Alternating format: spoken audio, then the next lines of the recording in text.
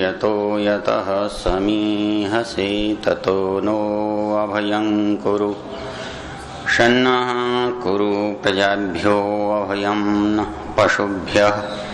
ओम शांति शांति शांति। ओम। आदरणीय स्वामी जी महाराज, वानप्रस्थजन, आदर सम्मानक योग्य माताओं, बहनों, बंधुओं, आचार्य, महानुभावों और प्रिय विद्यार्थियों, कल एक पुस्तक पढ़ते हुए एक विचार मन में आया और एक विचार बहुत बार आता भी रहा है। जब कभी बाहर जाना होता है और दूर सुदूर क्षेत्रों में जाना होता है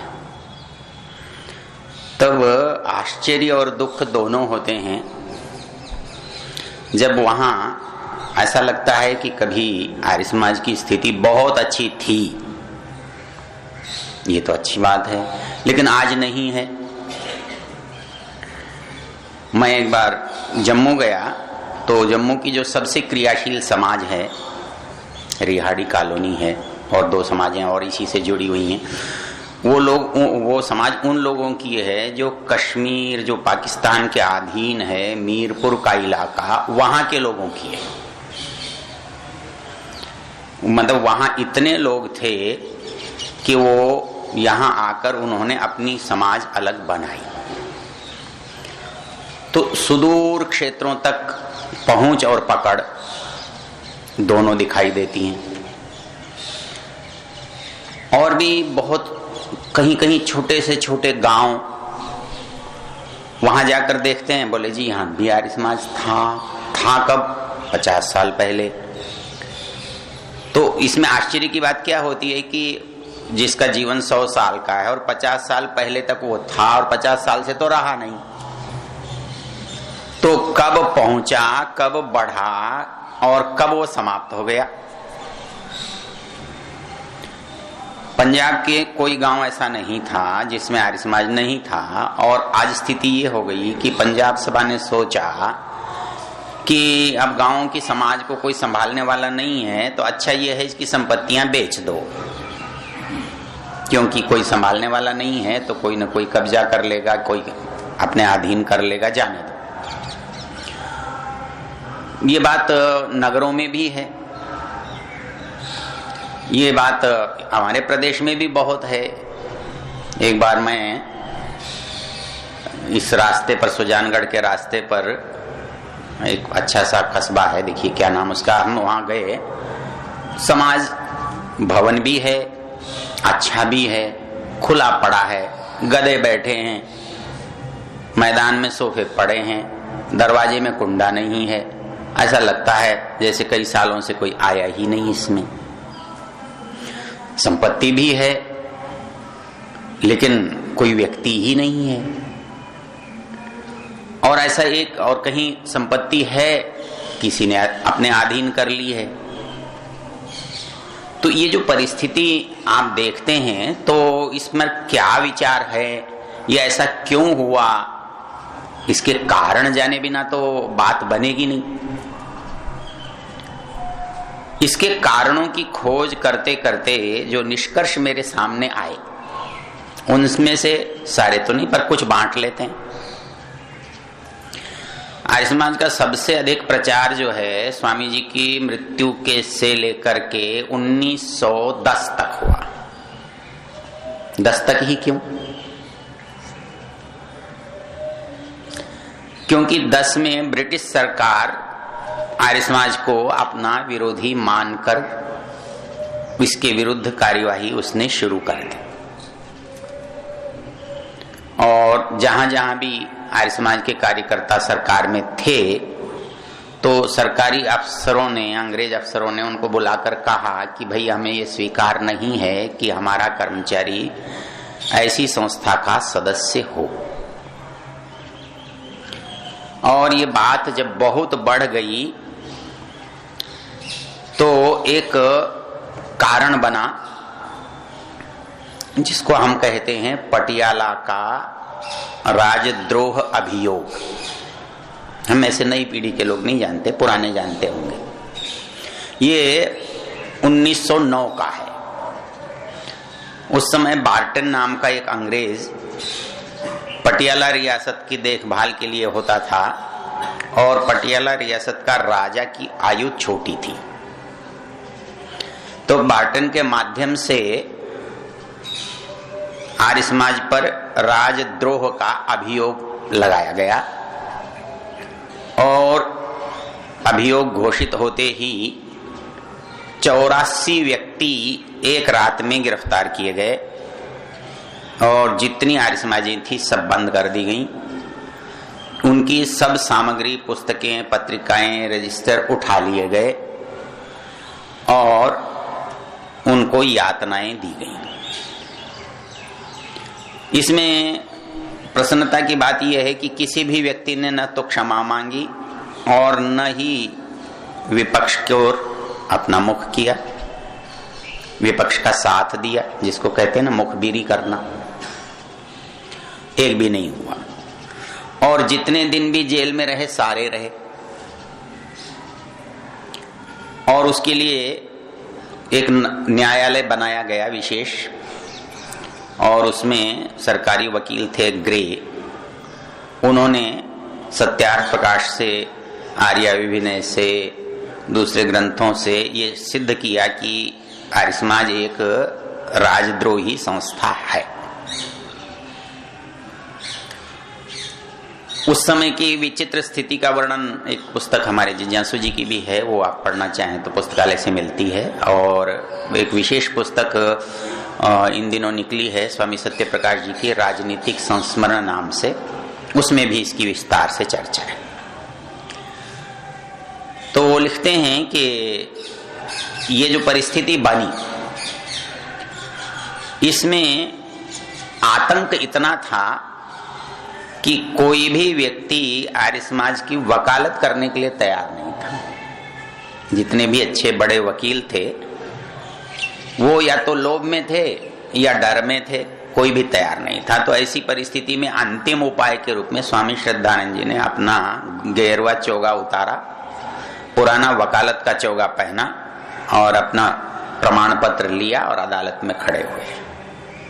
फिर उनके सहयोग पर और लोग आए, वो मुकदमा लड़ा गया और उसमें ये सिद्ध किया गया कि आर्य समाज एक धार्मिक और सामाजिक संस्था है, इसका राजनीति से कोई विशेष संबंध नहीं है। तो अंत में सरकार को समझौता करना पड़ा और सरकार ने समझौता करके सारे लोगों को छोड़ दिया। जहां इन लोगों को रखा था वहां एक सांप निकल आया। तो सरकार के अफसरों को कहा जी ये जगह खराब है, यहाँ सांप निकला है। तो बोले क्या, ये भी तो सांप ही है, सांपों में सांप आ गया तो किसी को क्या फर्क पड़ता है।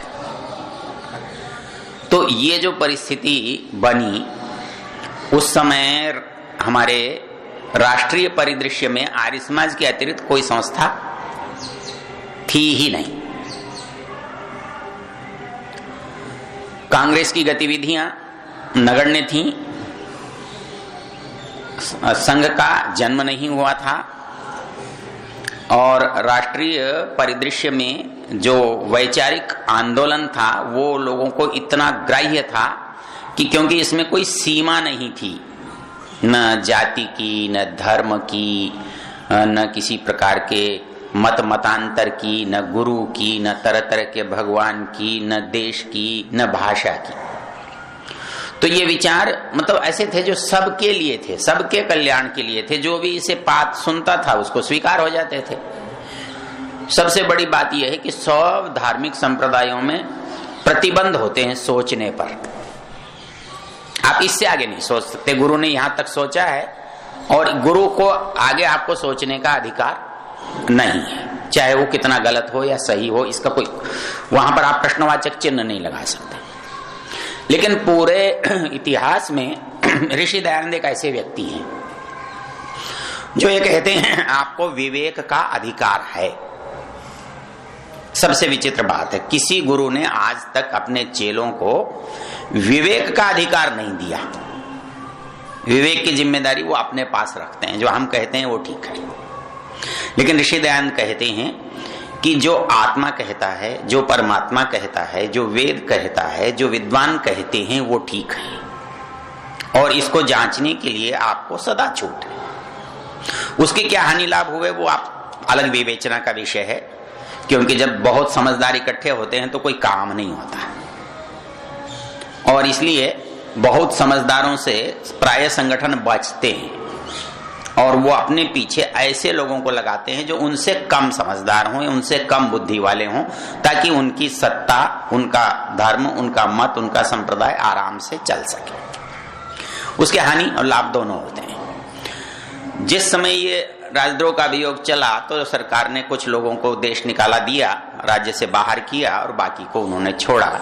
तो वहां पर हमारा पहला परिवर्तन जो कार्यक्रम का हुआ वो ये हुआ कि राजनीति हमारे पास गौण हुई और सामाजिक सुधार हमारे लिए मुख्य हो गए।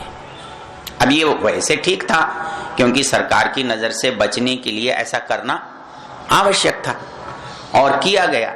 लेकिन उसकी सबसे बड़ी हानि ये हुई कि राजनीतिक परिदृश्य से हमारी जो आवाज थी वो कम हो गई। उसका कारण क्या था? उसका कारण ये था कि आर्य समाज में जो लोग थे वो प्रायः मध्यम वर्ग के वो भद्र लोग थे, जो या तो व्यवसायी थे या सरकारी सेवा में थे, और ये दोनों लोग सरकार से डरते हैं। दोनों की में ये क्षमता नहीं है कि वो सरकार का विरोध करके सेवा करें या सरकार का विरोध करके व्यवसाय करें। तो इसलिए उनके हित में भी था, इसलिए संस्था के हित में था। तो संस्था ने सामाजिक जो संदर्भ थे उन बढ़ाए, स्कूल बढ़ाए, कॉलेज बढ़ाए, अलग तरह की संस्थाएं बढ़ाई, ये बहुत सारे काम किए। और अपनी संस्थाओं को बचाने के लिए सरकार की जो टेढ़ी नजर है उस पर भी ध्यान रखा कि वो ना आए। इसके संबंध में आपको यदि याद हो तो गुरुकुल कांगड़ी को जब अंग्रेज सरकार ने ये कहा कि ये हाँ विद्रोही पैदा किए जाते हैं, तो श्रद्धानंद जी को दो काम करने पड़े थे। पहले तो जो उस प्रांत के गवर्नर थे उनको गुरुकुल कांगड़ी में बुला करके उनका स्वागत किया था, और दोबारा वायसराय को रैमजे मैकडॉनल्ड, जो बाद में ब्रिटेन का प्रधानमंत्री बना, उस व्यक्ति को बुलाया गया था। वो केवल इसलिए था कि भाई उनके मन में जो ये लगता था कि यहाँ बम बनाए जाते हैं, कि यहाँ क्रांतिकारी तैयार किए जाते हैं, था दोनों, क्योंकि आर्य समाज में दोनों स्थितियां थी। क्रांतिकारी थे क्योंकि जब विचार करने का आप मौका देते हैं तो जो भी अच्छा विचार है वो किसी के भी मन में आ सकता है। तो हमारे क्रांतिकारियों की परंपरा में यदि आप आर्य समाज को देखेंगे तो चाहे रोशनलाल हैं और रामप्रसाद बिस्मिल हैं, गेंदालाल दीक्षित हैं, लाला लाजपत राय हैं, बहुत सारे लोग हैं जो ये सरकार ये मानती है कि ये लोग सशस्त्र क्रांति में भरोसा रखते हैं, तो वो गलत तो नहीं मानती, क्योंकि हमारे लोग, बहुत सारे लोग सशस्त्र क्रांति में रहे हैं, थे और बाद में भी रहे, लेकिन उनको संस्थागत रूप से नहीं रहे। तब से वो संस्थागत रूप उनका समाप्त हो गया। तो संस्थागत रूप सशस्त्र क्रांति का नहीं रहा। तो अब संस्थागत रूप रहा सामाजिक। उसके बाद आपने स्वयं नहीं किया तो 1910 में भारतीय जो अपना परिदृश्य है उस पर उदय होता है कांग्रेस का, महात्मा गांधी का, और आर्य समाज के सारे लोग उधर जुट जाते हैं। जिनको राजनीति करने की इच्छा होती है वो उनके साथ जाते हैं। फिर वहां क्या हुआ?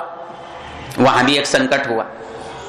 वहां संकट था, गांधी जी की जो दिशा थी वो मुस्लिम परस्त थी, और अंग्रेज ने दो काम किए इस देश को बांटने के लिए।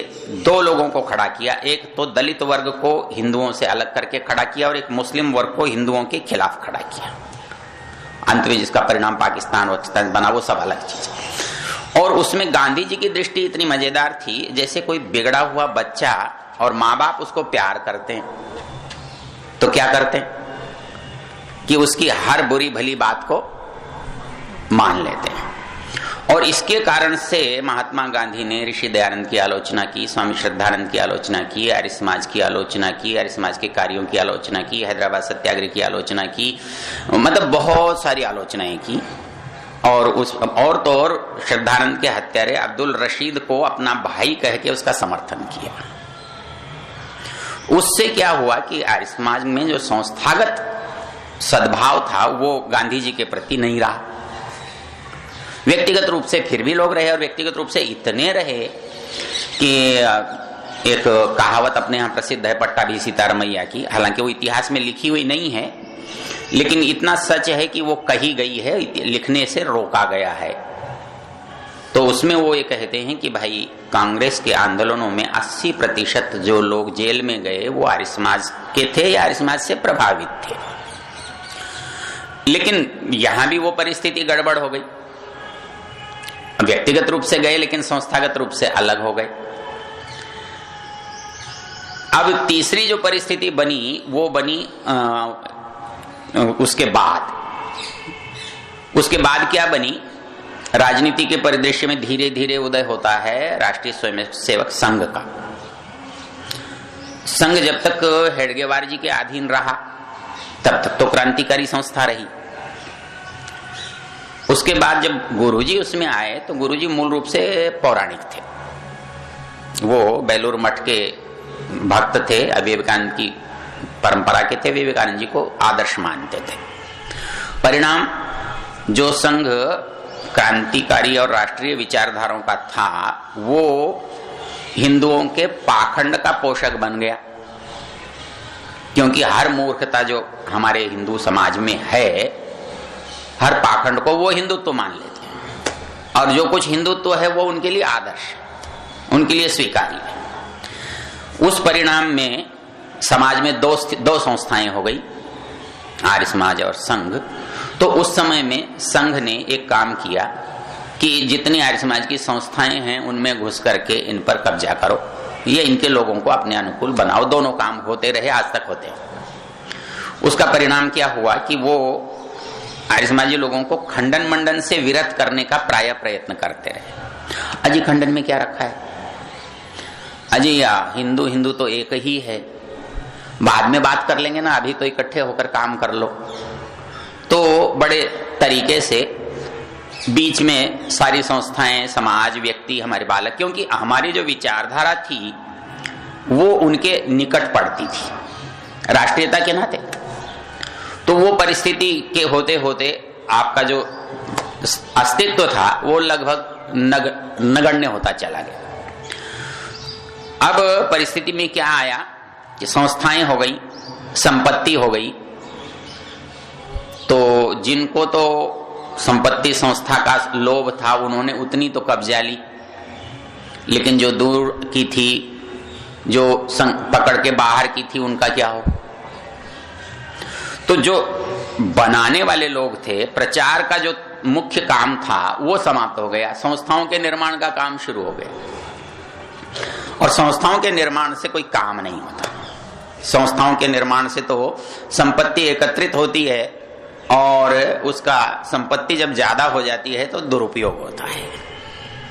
और आप देखेंगे कि आर्य समाज के पास संपत्ति की कोई कमी नहीं है, इतनी है कि आज जितने आर्य समाजी हैं उतने मिलकर उसको संभाल नहीं सकते। जो आश्चर्य की बात मुझे लगा करती है कि आपके पास इतनी संपत्ति है कि ना तो आपको पता है कि कहाँ है, ना आपको ये पता है कि वो किसने दी, कब दी। अभी पिछले दिनों एक रोचक घटना हुई, दिल्ली में कोई संपत्ति है शहर में जो कई बीघे की है, कई बीघे, मतलब आप वहां गजों में फुटों में चलती है ना बात। तो उसका पता कैसे लगा? उसका पता ऐसे लगा कि जिस व्यक्ति के पास थी उसको पड़ोसी को एक तकलीफ थी कि ये मुफ्त में क्यों फायदा उठा रहा है। इनको तो नहीं पता था कि हमारी संपत्ति यहां पर है और कोई बड़ी संपत्ति है। तो दूसरे व्यक्ति ने आकर अधिकारियों से शिकायत की, यार तुम्हारी एक संपत्ति पड़ी है वहां और तुम उसको देखते नहीं हो। वो गए, उनसे पूछा भाई ये संपत्ति? बोले हाँ जी मैंने किराए पर ली हुई है, 5 रुपए पर, 10 रुपए पर किसी पर ली हुई है और है। तो बोले इसके बीच में किराया तो देना तो दूर रहा, तुमने बताया भी नहीं। बोले जी किसी ने पूछा ही नहीं। तो ये संपत्ति कहाँ की? दिल्ली की, शहर की। तो बाकी का कौन ख्याल रखे? तो हमारे जो अधिकारी बने वो जहां के अधिकारी बने, स्कूल के, संस्था के, मकान के, उससे बाहर उनको आर्य समाज का पता ही नहीं है, उसके बाहर उनको आर्य समाज लगा ही नहीं। तो प्रचार तो समाप्त हो गया, तो संघर्ष हो गया संपत्तियों का, इस पर कौन कब्जा करे, स्कूल पर कौन कब्जा करे। और उसका परिणाम आज क्या है कि कब्जा करने वाला ये सोचता है कि कब्जा देर तक नहीं रहे तो क्या करो, इसलिए बेच लो। आज हमारे लोग करोड़पति बनते हैं पर खरीद के नहीं, बेच के। हाँ, चांदनी चौक की एक दुकान बेच दो, कई करोड़ की बिकेगी तो करोड़, लेकिन चांदनी चौक की एक दुकान आप खरीद दोगे क्या? वो नहीं हो सकता। तो ये जो हमारे यहाँ परिस्थिति बनी, इसको कोई केंद्रीय रूप से सोचने वाला, देखने वाला कभी रहा नहीं, क्योंकि जो बात बननी थी वो प्रचार से बनी थी, जो संगठन बना था वो प्रचार से बना था, जो लोग आए थे वो विचार से आए थे। और यदि आपके अंदर से विचार ही निकल गया तो बाकी तो लड़ाई सौदे की है, उसमें परेशानी की क्या बात है। तो उस लड़ाई के कारण से हमारा प्रचार बिल्कुल समाप्त हो गया। तो उसका परिणाम क्या है? परिणाम दूर क्यों जाते हो? राजस्थान में शेखावाटी जगह है, इसमें एक भी गांव ऐसा नहीं था जो आर्य समाजी ना हो, एक भी गांव। उसका एक उदाहरण देता हूं आपको। उसके कारण से हमारे ये राजगढ़ में आते रहे हैं अपने भजनोपदेशक नागौर वाले भगवती प्रसाद जी। भगवती प्रसाद जी वो भजनोपदेशक थे जो लोक भाषा में गाते थे। ना हमारे पास जो सभ्य और सुपठित लोग हैं वो तो भाई शहर की भाषा में बोलते हैं ना, लेकिन गांव में कौन काम करेगा? तो गांव में जो काम करते थे, तो आप एक कल्पना करो कि वहां पर लोक भाषा के इतने प्रचारक थे कि पूरे के पूरे क्षेत्र को उन्होंने आर्य समाजी बनाया हुआ था। लोक में जितने गीत होते हैं, जितने अवसरों के गीत होते हैं, वो सब के सब भगवती प्रसाद जी के पास मिलेंगे आपको। और केवल भगवती प्रसाद जी नहीं, उस क्षेत्र में लोक गीतों को गाने वाले, वहां की भाषा में, क्षेत्रीय भाषा में प्रचार करने वाले बहुत लोग थे। फिर हुआ क्या? हाँ, लोग कहते हैं कि आर्य समाजी बिगड़ गए ना, आर्य समाजी बिगड़े नहीं, आर्य समाजी मर गए। भाई एक मनुष्य की आयु कितनी होती है? ज्यादा ज्यादा 100 वर्ष। तो जो व्यक्ति पहले आर्य समाजी बना, 50 साल की उम्र में बना, 25 की उम्र में बना, 40 की उम्र में बना और बनने के बाद 100 साल की उम्र आते आते तो मरेगा ही ना, मर गया। फिर उसके बाद क्या हुआ कि किसी ने भी उसका स्थान नहीं लिया। घर में तो उसके बच्चों ने नहीं लिया, समाज में किसी कार्यकर्ता ने नहीं लिया, संगठन ने उसको देखा नहीं। तो परिणाम क्या हुआ कि एक मुंडवा जगह है यहीं पर पास में, आप नागौर की तरफ जाते हैं, उस मुंडवा का समाज 25 साल बंद रहा, ताला नहीं खुला, 25 साल। क्योंकि वहां कोई झगड़ा हुआ, किसी व्यक्ति ने एक पार्टी को समर्थन दिया, उसने ताला लगा दिया, वो खुला ही नहीं, उसको जरूरत ही नहीं थी। कालूराम जी ने बहुत इस क्षेत्र में काम किया था। कालूराम जी से यदि आप परिचित हों तो स्वामी जी के वो अपने को शिष्य मानते थे और स्वामी जी ने उनको 2-4 पत्र भी लिखे थे। उन्होंने शेखावाटी में 30-35 समाजों की स्थापना की थी, लेकिन आज कोई भी समाज उनकी जिंदा नहीं है। हमको लगता है, मतलब 2 विचित्र बातें लगती हैं। एक तो ये लगती है कि उस समय तक वहां तक लोग गए कैसे और उन्होंने किया कैसे। तो उस समय संगठन तो नहीं था आपके पास इतना बड़ा, न साधन थे, न इतना बड़ा तंत्र था। उस समय तो काम हो गया और आज आपके पास साधन भी हैं, आपके पास तंत्र भी है, आपके पास विचार भी है, लेकिन आप काम बढ़ने की जगह घट रहा है। आज तो आपको ये बताना पड़ता है, अरे अच्छा मेरे दादाजी होते थे, मेरे नाना जी होते थे। एक दिन यहाँ मैं वैशाली नगर में गया तो हमारी सरोज माता जी ने कहा कि सामने एक परिवार रहता है अग्रवाल का, उसके यहाँ चलते हैं, शायद वो भी चंदा दे दे। तो हम उसके यहाँ गए तो बातचीत करने लगे। बोले जी मेरे नाना जी ऋषि उद्यान जाते थे। मैंने कभी फिर क्या हो गया आगे? बोले जी जाते थे, अब उसके बाद नहीं। तो मूल चीज क्या है कि बढ़ते किससे हैं? बढ़ते विचार से, और कोई तरीका नहीं होता। और विचार यदि आपने समाप्त कर दिए तो आपका बढ़ना अपने आप समाप्त हो जाएगा। अब इसका एक दूसरा संदर्भ है, वो फिर किसी अवसर पर आपसे चर्चा करूंगा। तो आज की परिस्थिति में क्या है कि आपके विचारों को कोई स्वीकार करने को तैयार क्यों नहीं है। कोई भी संस्था आपके विचारों को स्वीकार नहीं करेगी। मतलब आप खंडन करते हैं किसका? हिंदुओं का। आप खंडन करते हैं मुसलमानों का, आप खंडन करते हैं ईसाइयों का, आप खंडन करते हैं सरकार का, आप खंडन करते हैं हर जो बात गलत है उसका। आपको क्यों पसंद करे कोई? इसलिए कोई ये नहीं चाहेगा कि आप बढ़ें। आपको बढ़ना है तो आपको प्रयत्न करना पड़ेगा। दूसरा आपको मौका क्यों देगा? दूसरे से आप ये आशा क्यों कर सकते हैं कि दूसरा आपको बढ़ने देगा? और इसलिए जो लोग आर्य समाज के प्रचार से प्रचार करना सीखे वो तो आज प्रचार क्षेत्र में हैं, और जिसने प्रचार करना सिखाया उसका प्रचार क्षेत्र में शून्य है। वो प्रचार से ऐसे डरते हैं जैसे मतलब कोई अपराध करते हैं। पहले जितना प्रचार था वो एक व्यक्तिगत था। एक व्यक्ति आर्य समाजी बना तो दुकान पर आने वाले ग्राहक को आर्य समाजी बनाता था। ये हमारे बैठे हैं पालीवाल जी, मतलब इनके जो ससुर थे उनसे मेरी भेंट हुई तो उन्होंने बताया कि मुझे एक दुकानदार ने आर्य समाजी बनाया। मैं उससे सौदा लेने जाता था, वो मुझे बैठा लेता था। वो कहता था ये जो तू पूजा करता है ना, ये देख क्यों गलत है, ये तो पत्थर है, ये तो देख ऐसा है, ये तो वैसा है। तो बोले मैं आर्य समाजी बन गया, और वो आर्य समाजी ढूंढते ढूंढते इन तक पहुंच गए।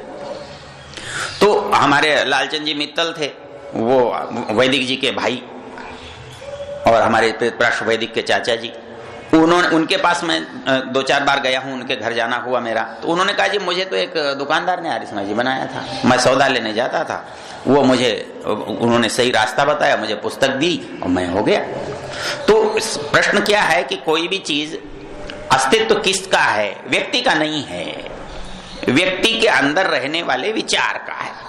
व्यक्ति कौन है? एक मुसलमान क्यों होता है? क्योंकि उसके अंदर उस विचार ने स्थान बनाया है।